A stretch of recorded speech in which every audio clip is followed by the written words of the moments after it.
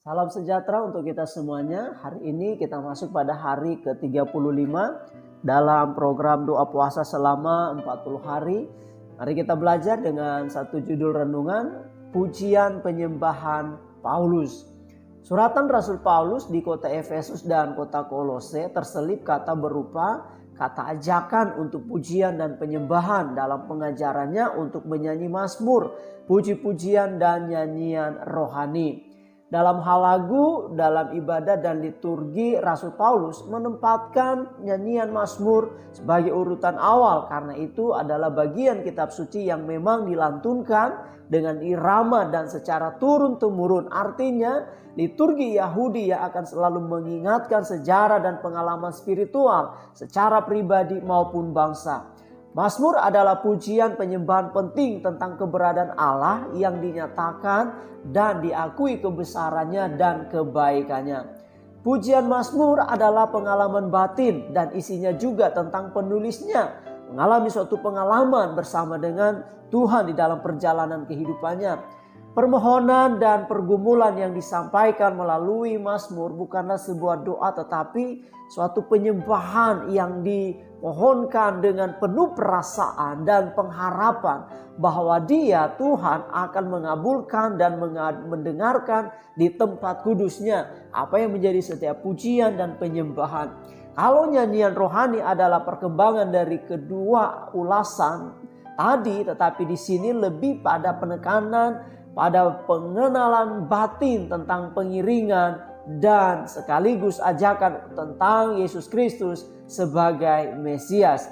Nyanyian rohani juga memiliki unsur doktrin yang berkembang tentang keselamatan jasmani maupun keselamatan secara rohani dan sampai kegembiraan yang bersifat kudus karena sukacita dari kepenuhan Roh Kudus atas umat yang percaya, bukan hanya untuk orang Yahudi tetapi juga kepada orang-orang percaya dan menerima Yesus sebagai Tuhan dan juru selamatnya.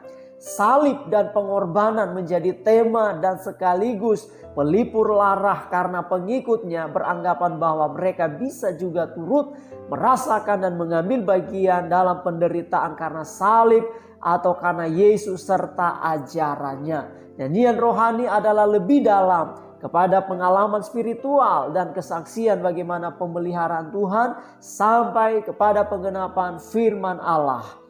Teologi Rasul Paulus dalam hal pujian dan penyembahan tidak terkungkung pada perjanjian lama tetapi juga sebagai perintis dan menghidupi pujian dan penyembahan yang hidup serta memberi contoh waktu di penjara terpasung tetapi hati dan unsur tubuh lain tidak terpasung. Melantunkan pujian penyembahan seperti kebaktian akbar di lapangan atau di gedung yang besar. Inilah yang harusnya dilakukan dan diresapi oleh para pemuji dan penyembah modern.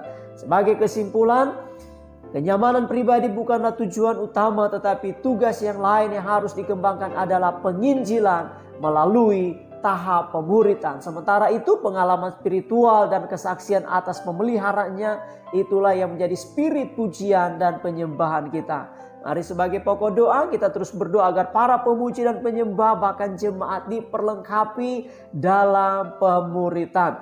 Kita terus berdoa agar para pemuji dan penyembah semakin giat untuk memberitakan kebenaran Injil melalui kesaksian pribadinya. Dan kita terus berdoa biarlah para pemuji dan jemaat Tuhan mengalami kebangunan rohani dalam kehidupan pribadinya.